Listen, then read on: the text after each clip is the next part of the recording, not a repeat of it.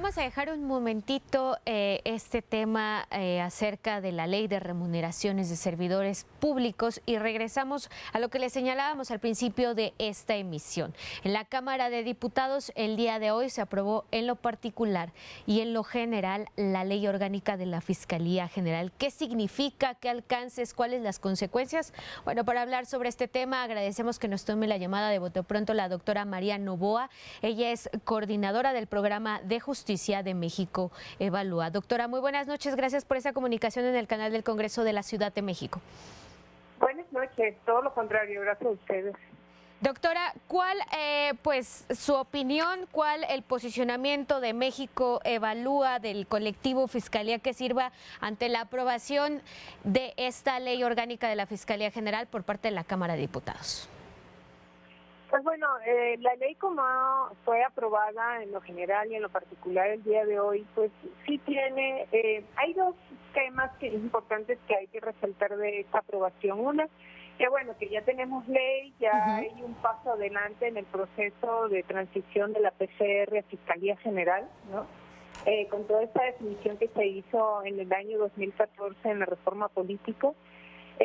Ahí están elementos interesantes, importantes, que creo que son pasos importantes que se dieron con la ley, que es algo que ojalá en este proceso de tránsito y de implementación de la ley, pues realmente resulte y que sí se hagan los cambios, ¿no? Pero de igual manera tenemos aspectos que también quedaron en ciertas indefiniciones que nos preocupan, ¿no?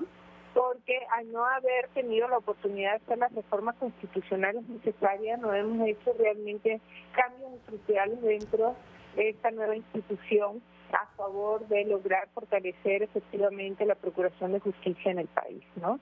Entonces, al no haber tampoco, no haber habido la oportunidad de hacer un proceso mucho más ordenado, más debatido, de que se lograra un consenso real sobre un diseño más coherente sobre la Fiscalía, pues sí tenemos ahí todavía elementos que están bastante débiles, que es cuando se llama a las autoridades a que pronto se pueda hacer una revisión constitucional de ciertas, empezando por algunos artículos como el 102 constitucional, para que realmente veamos cambios más estructurales en esta nueva institución. Claro.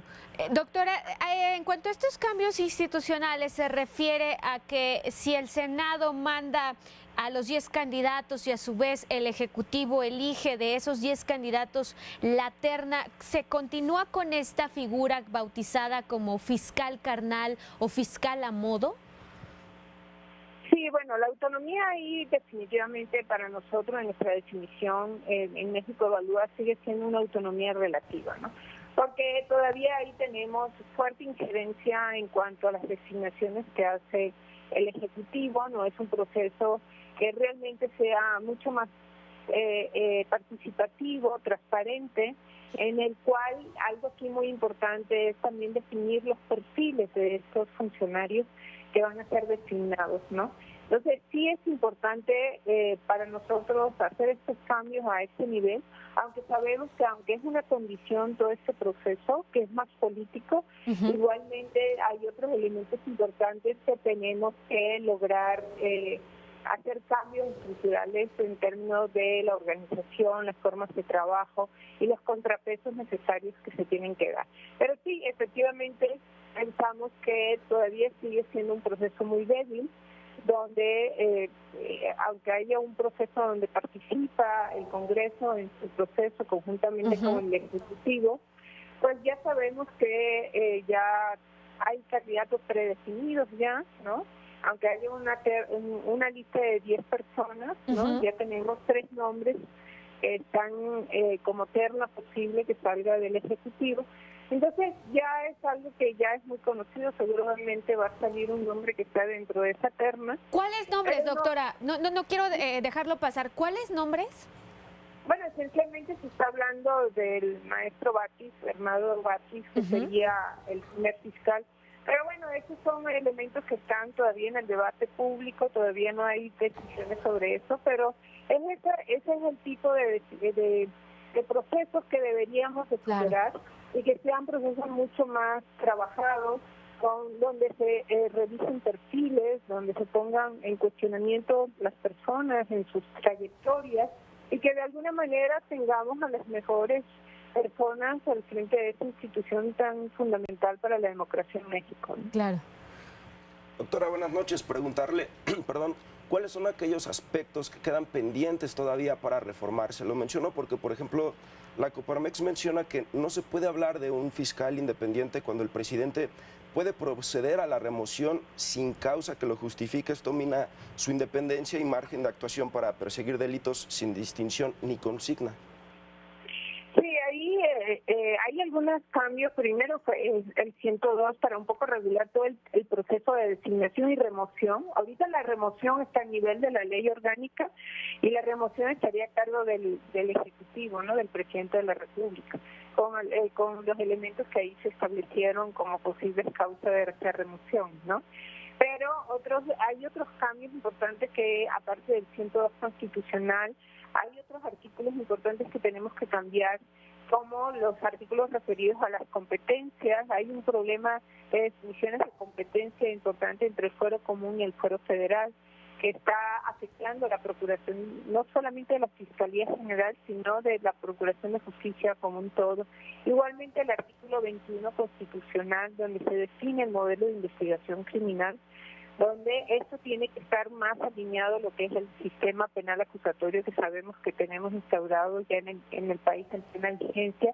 Y hay otro elemento muy importante, que es el artículo 123 constitucional, que tiene referencia a que efectivamente logremos darle a los operadores de estas instituciones y a esta Fiscalía General independencia técnica, que sería el establecimiento de un servicio profesional de carrera realmente efectivo y no nominal, como estamos acostumbrados a que suceda en este tipo de instituciones. El 123 para nosotros es muy importante, claro, porque allí es un artículo que afecta la permanencia y la estabilidad de esos operadores como ministerios públicos, policías, peritos, dentro de la institución. Entonces, sí son cambios muy importantes que tenemos que realizar para no solamente dar una autonomía política, jurídica, patrimonial a esta institución, sino también una independencia técnica a los operadores y que realmente tengamos los resultados en términos de las investigaciones que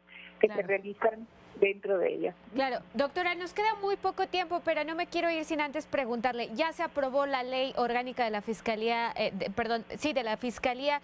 ¿Qué queda por hacer? ¿Hay algo que se pueda hacer aún para mantener esta autonomía jurídica, política de la cual usted hablaba? Pues bueno, nominalmente está definida y está establecida, ¿no? El problema es que sabemos que los procesos que se establecieron son procesos que a la final esa autonomía, como les había dicho, es relativa, ¿no?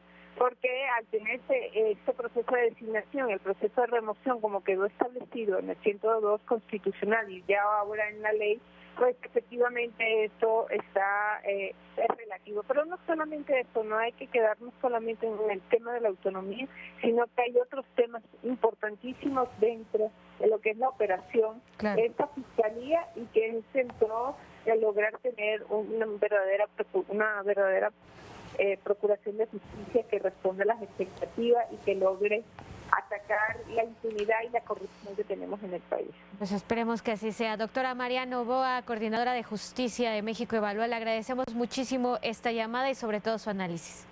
Muchas gracias, estamos a la orden. Un abrazo.